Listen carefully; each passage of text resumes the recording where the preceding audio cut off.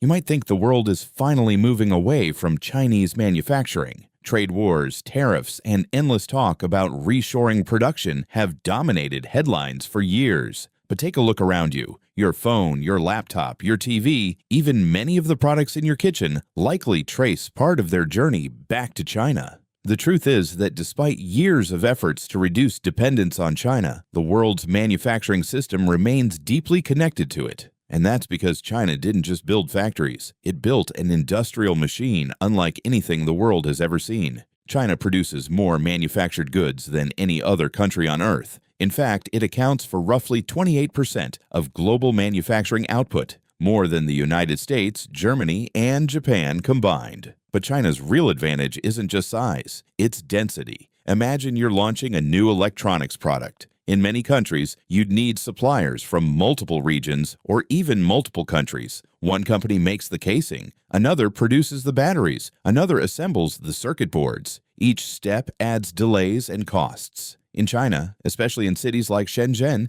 everything exists within a highly concentrated industrial ecosystem.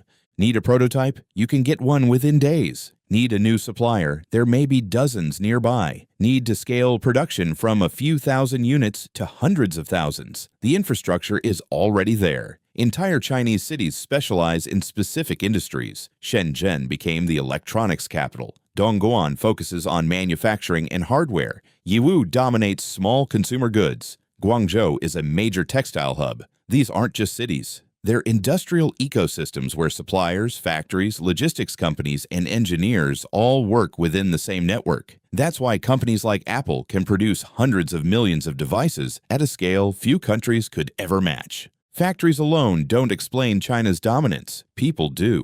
Every year, China graduates millions of engineers and technical specialists. Its education system has spent decades developing the workforce needed to support large-scale manufacturing. Vocational schools train technicians and machine operators. Universities produce robotics experts, engineers, and material scientists. The result is a workforce that combines scale with technical expertise. A great example is Tesla. When Tesla launched its massive factory in Shanghai, many analysts were surprised by how quickly production ramped up. The factory became one of Tesla's most efficient facilities anywhere in the world. Part of that success came from China's ability to rapidly train workers, adapt production lines, and solve manufacturing problems at incredible speed. This flexibility gives Chinese factories something many competitors struggle to achieve. When demand rises, they can scale up extremely fast. And in manufacturing, speed often determines who wins. Many people still imagine Chinese factories as giant buildings filled with low-paid workers performing repetitive tasks. That image is outdated. Modern Chinese factories increasingly resemble something from a science fiction movie. Robotic arms perform precision assembly. Automated vehicles move materials without drivers. Artificial intelligence monitors production lines in real time. Machine learning systems predict equipment failures before they happen. China now installs more industrial robots than any other country in the world. What's interesting is that China isn't replacing people entirely. Instead, it's combining automation with human expertise. Machines handle repetitive work. Humans focus on problem solving, quality control, and advanced assembly. This hybrid model creates factories that are both highly efficient and highly adaptable. Government initiatives such as Made in China 2025 accelerated this transformation through massive investments in automation and advanced manufacturing technologies. Even the best factories would struggle without infrastructure, and this may be where China's advantage becomes overwhelming. 7 of the world's 10 busiest ports are located in China. Massive container terminals operate around the clock, moving goods across the globe with remarkable efficiency. China also built the world's largest high-speed rail network. Thousands of kilometers of rail lines connect major manufacturing regions, allowing people, materials, and expertise to move rapidly across the country. Extensive highway systems link inland factories to coastal ports. At the same time, China's digital infrastructure has expanded dramatically through nationwide 5G deployment and advanced logistics systems. This means factories aren't just producing products faster, they're moving them faster too. And in a global economy, logistics can be just as important as manufacturing itself. For years, China was often viewed as the world's factory, a place that manufactured products designed elsewhere, but that perception is changing rapidly. Today, China files more patents than any other country in the world. Companies are investing heavily in electric vehicles, batteries, renewable energy, artificial intelligence, and advanced manufacturing technologies.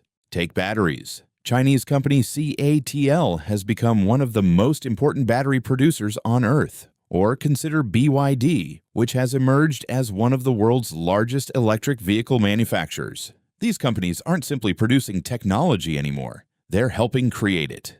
China also spends hundreds of billions of dollars annually on research and development, creating closer links between universities, laboratories, and factories. That combination of innovation and manufacturing gives Chinese companies a powerful advantage. They can invent products and mass produce them at enormous scale. Given all of this, a simple question emerges. Why don't companies just move elsewhere? Many have tried. Vietnam, India, and Mexico have all attracted investment from companies seeking alternatives to China. But replacing China turns out to be far more difficult than expected. Building a factory is relatively easy.